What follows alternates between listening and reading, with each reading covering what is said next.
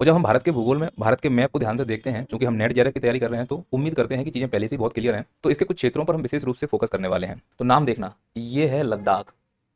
लद्दाख पूर्ण राज्य है या केंद्र शासित प्रदेश है? तो जवाब है केंद्र शासित प्रदेश। इसी को लेकर तो अभी हंगामा हो रहा है। और ये वाला जो हिस्सा दिख रहा है, ये है जम्मू कश्मीर। तो जम्मू कश्मीर और लद्दाख ये दोनों के दोनों केंद्र शासित प्रदेश हैं। अब जरा ध्यान से देखो, लद्दाख के इधर आते हैं तो ये चीन देश है, और इधर जाते हैं तो ये पाकिस्तान देश है, और ऊपर यहाँ अफगानिस्तान है।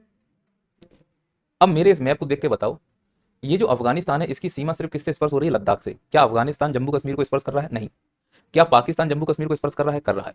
क्या लद्दाख को भी स्पर्श कर रहा है? कर रहा है। अगर यहाँ कंफ्यूजन होता है तो यहाँ सीधे देख लोगे, हरे रंग से जो दिख रहा है ये लद्दाख है। इस लद्दाख की सीमा चीन से भी स्पर्श हो रही है, इस लद्दाख की सीमा अफगानिस्तान से भी स्पर्श हो रही है, और इस लद्दाख की सीमा पाकिस्तान से भी स्पर्श हो रही है।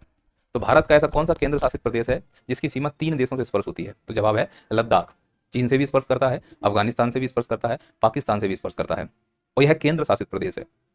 अब अगला प्रश्न, क्या जम्मू कश्मीर की सीमा क्या जम्मू कश्मीर की सीमा चाइना से स्पर्श होती है? नहीं। क्या जम्मू कश्मीर की सीमा अफगानिस्तान से स्पर्श होती है? नहीं। जम्मू कश्मीर केवल और केवल पाकिस्तान से सीमा साझा करता है।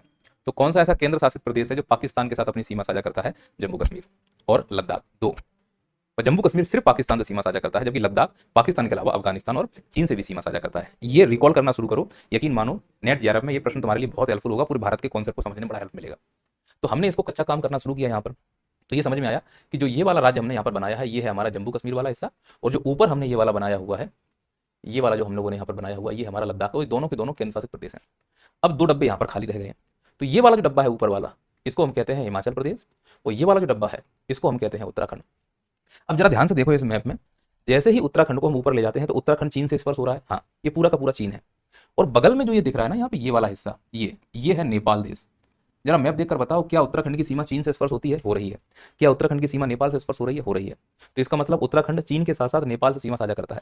लेकिन क्या हिमाचल प्रदेश की सीमा नेपाल से स्पर्श हो रही है? नहीं हो रही है। लेकिन हिमाचल प्रदेश की सीमा किससे स्पर्श हो रही है? तो जवाब है चाइना से स्पर्श हो रही है। देखो जरा, हिमाचल प्रदेश चाइना को स्पर्श कर रहा है, लेकिन उत्तराखंड चाइना के साथ साथ नेपाल को भी स्पर्श कर रहा है। जो ये व्हाइट कलर दिख रहा है ये पूरा चाइना है, जो ये व्हाइट कलर दिख रहा है ये पूरा नेपाल है। तो हमने अभी तक 4 राज्य कंप्लीट कर लिए हैं इस लाइन के ऊपर वाले, जम्मू कश्मीर और लद्दाख, 2 केंद्र शासित प्रदेश हैं। कौन किसको स्पर्श कर रहा है ये